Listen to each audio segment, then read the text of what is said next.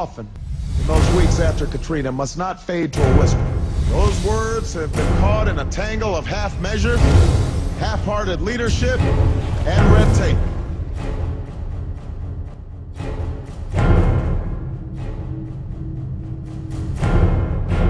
After Hurricane Katrina, and I don't want to compare this to Katrina, but it put 2 days for President Bush to lift the Jones Act, to be able to let, foreign boats come into the water, to be able to help out. 2 days. I just don't like the way this is being handled.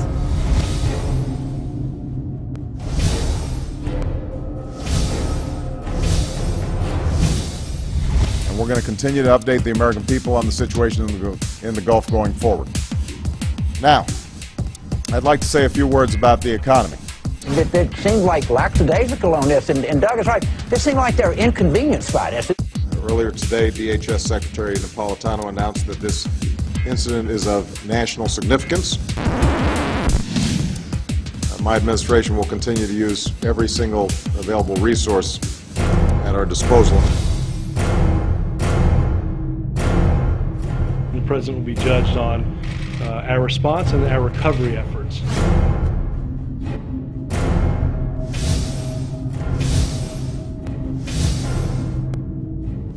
One of the reasons we brought the Coast Guard with us today was to see for themselves. The boom's not out there, the oil's coming in. It doesn't do us any good to have hard booms sitting on the dock. It doesn't do us any good to have skimmers sitting in trailers. They need to be deployed now. We've got oil coming up into our marshes in globs, thick globs every single day, and we don't have 1 ounce of action from the President.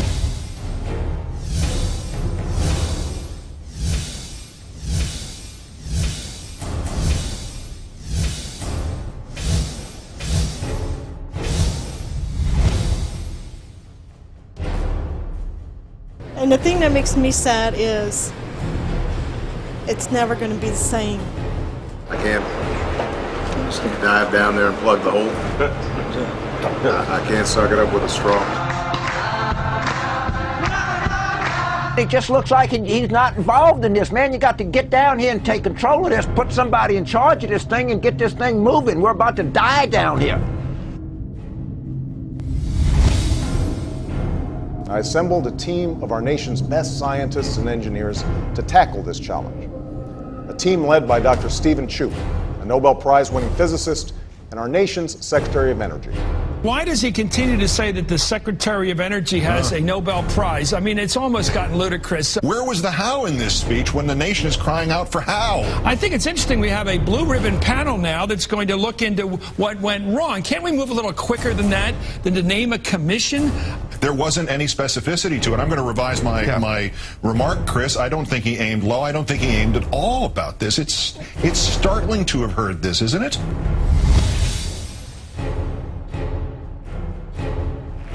I got this, it's okay, I got a commission, everything's gonna be fine. May God have mercy on our souls.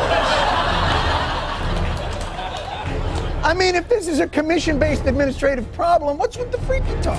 I think there was one bit of news there, and I don't know whether it's optimistic beyond belief, which is in the coming days and weeks, these efforts should capture up to 90% of the oil leaking out of the well. Well, that's the first I've heard of that. In coming days, we're going to have this thing capped. The thing that you come away with when you go down there is the lack of equipment. We need to intensify the equipment. We need to intensify the manpower. We saw a swath of oil 2 miles wide, about 10 miles in length. Not one skimmer in sight, not one. And after 72 days, you would think we'd have a sense of urgency. What's going on in Washington? You know, there's just no urgency. This is way more serious than anybody in Washington is taking it. The President will be judged on our response and our recovery efforts.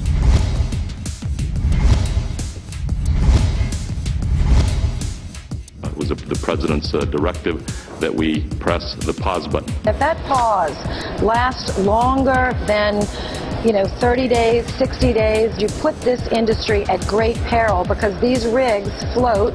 They can just as easily float off the shore of Africa, Brazil, as in the Gulf.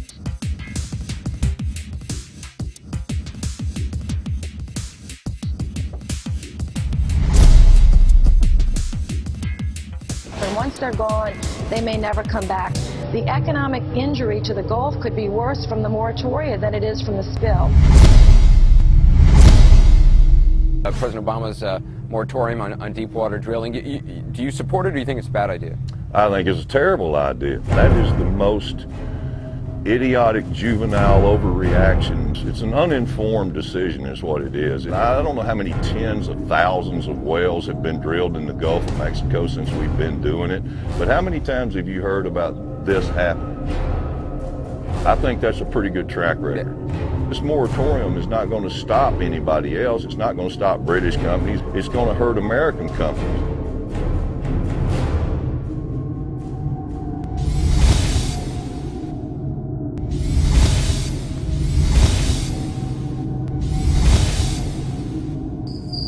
And this is what I go to bed at night thinking about.